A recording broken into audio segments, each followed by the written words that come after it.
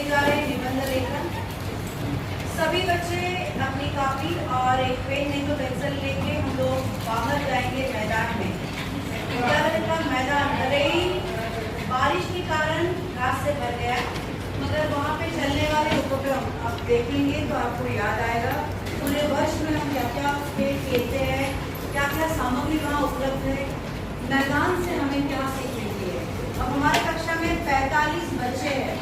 मैं चाहती हूँ हर एक बच्चा मैदान देखने के बाद दो पंक्तियाँ अपनी ओर से कहेगा और वो बाकी बच्चे लिखेंगे और उन्हें जोड़कर ही तैयार होगा हमारा निबंध। निबंध लेखन वैसे तो इतना कठिन नहीं है, और मैदान जहाँ पे आप रोज खेलते हो, आपका जो पीटी की तासिका होती है तो आपको पता है वहाँ पे कौन कौन से काम किए जाते हैं, क्या क्या खेल खेले जाते हैं, कौन कौन से उपकरण है। ठीक है, सबसे पहले निबंध लिखने से सबसे पहले विषय की प्रस्तावना आवश्यक होती है। क्या विषय है? मैदान। मैदान की व्याख्या क्या है? मैदान किसे कहा जाता है? वो मैदान की उपयोगिता क्या क्या है? विद्यालय के लिए मैदान इतना महत्वपूर्ण क्यों है? बच्चों को सभी तासिकाओं में सबसे अधिक पसंदीदा, जैसे कल आप कह रहे थे कि मंत्री सर ने हमें पीटी के लिए नहीं लेके गए, यानी आप सभी बच्चों को मैदान में खेलना कितना प्रिय है, उसके पीछे के कारण क्या है? क्योंकि आप कक्षा से बाहर जाकर मुक्त आंगन में खेलते हैं। खेलना कूदना और शरीर के लिए कितना आवश्यक है। जैसे हम कहते हैं ना, मानसिक स्वास्थ्य जरूरी है, वैसे शारीरिक स्वास्थ्य भी हर विद्यालय के लिए पूरे दिन की काम करने की एनर्जी मिलती है, तो वो उतना ही महत्वपूर्ण है। तो पहले प्रस्तावना, मैदान की उपयोगिता, मैदान में कौन कौन सी काम किए जाते हैं, कौन कौन से उपकरण है, शालेय मैदान की क्या विशेषता होती है, और बच्चों को मैदान और मैदान से जुड़ी तासिका क्यों पसंद है, और अंत में आप अपने 2 पंक्तियों के साथ उसका समापन कर सकते हैं। अगर मैदान से जुड़ी किसी लेखक की कोई पंक्ति, कोई घोषणा या फिर कोई कविता की पंक्ति अगर किसी कवि की याद आती है तो वो भी आप लिख सकते हैं। जरूरी नहीं कि वो मराठी में हो, हिंदी में हो, इंग्लिश में हो, आप लिख सकते हो। हिंदी का तो आपको एक्सप्लेन करने की जरूरत है, मगर मराठी, अंग्रेजी या किसी अन्य भाषा में हो तो उसका आप सरल हिंदी में अर्थ लिखिए। ठीक है, और इस प्रकार कम से कम 3 से 4 परिचय और कम से कम 60 से 100 शब्दों में आपको निबंध लिखना है। तो तैयार है?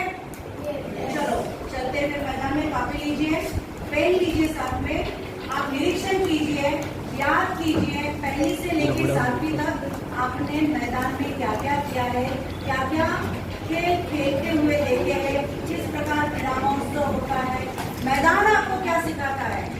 सबसे बड़ी सीख आपको मैदान से मिलती है। जीवन में हार जीत, जीवन किसका है? खेल, हार जीत का खेल है। कभी हार है तो जीत है, मगर हार से हम अनुभव लेकर जीत के लिए प्रयास करते हैं। जीत से क्या सीखते हैं हम? ये जो श्रृंखला है, किस कारण जीते हैं, तो जीत पर ज्यादा इतराना नहीं है, अभिमान नहीं रखना है, और इस जीत को बरकरार रखने के लिए और कोशिश करनी है और मेहनत करनी है। क्योंकि कोई भी एक संग, एक गुट हारता है तभी दूसरा जीतता है। तो हार जीत ये तो जीवन में चलता ही रहता है, और यही सबसे बड़ी सीख हमें मिलता है। तो सभी लोग कतार में चलेंगे। चलिए, और आखिरी बच्चा लाइट फैन ऑफ कर देगा। चलिए कतार में चलेंगे। विद्यालय का मैदान है, बारिश की वजह से घास आई है, अब काटी जाएगी उसको। वहाँ पे क्या है बच्चों? बास्केटबॉल कोर्ट है। 4 बास्केटबॉल कोर्ट है और 1 वॉलीबॉल कोर्ट है, जहाँ पे बच्चे क्या खेल रहे हैं? पीटी का तासिका है तो बास्केटबॉल खेलते हैं। यहाँ पे फुटबॉल का बड़ा सा कोर्ट है, जहाँ पे आप फुटबॉल खेलते हैं। वहाँ पे भी फुटबॉल का एक कोर्ट है।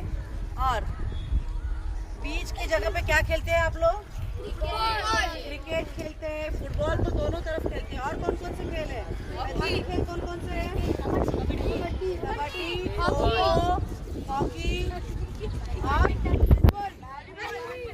मगर बैडमिंटन हम लोग इंडोर में खेलते हैं जी। Baseball, very good. तो ये सारे खेल हम यहाँ खेलते हैं। इसके साथ ही साथ एथलेटिक्स की जो खेल है, जहाँ पे हमारे आपने देखा पिछले हफ्ते की 22 में ओलंपियाड हुई थी, जहाँ पे हमारे देश ने बड़ा अच्छा प्रदर्शन किया था। तो ओलंपियाड के कुछ खेल भी यहाँ खेले जाते हैं। जब आपका वार्षिक क्रीड़ा महोत्सव होता है, उससे पहले क्लास वाइज आपकी प्रतियोगिता होती है और फिर जो विजेता होता है उसे क्रीड़ा दिवस पर पुरस्कार दिए जाते हैं। चलो बताइए मुझे, एथलेटिक गेम्स कौन कौन से हैं? कौन कौन से खेल हैं? Long jump, very good. High jump,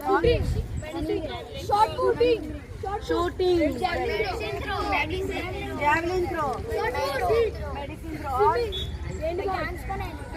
hurdle, फिर running 100 meters, 400 meters, javelin throw और बॉल थ्रो।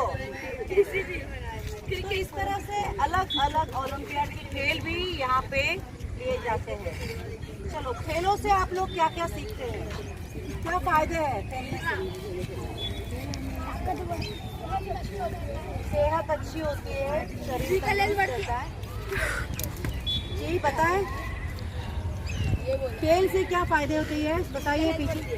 हाँ हाँ, शारीरिक स्वास्थ्य अच्छा होता है और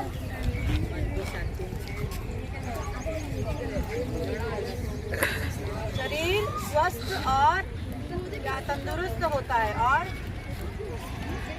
दिन भर काम करने की ऊर्जा मिलती है, ताजगी मिलती है ना। तो खेलों के कई फायदे हैं। शरीर लवचिक यानी फ्लेक्सिबल रहता है। नहीं तो फिर क्या होता है, जो हिस्से आप उपयोग में नहीं लाते वो क्या होते हैं?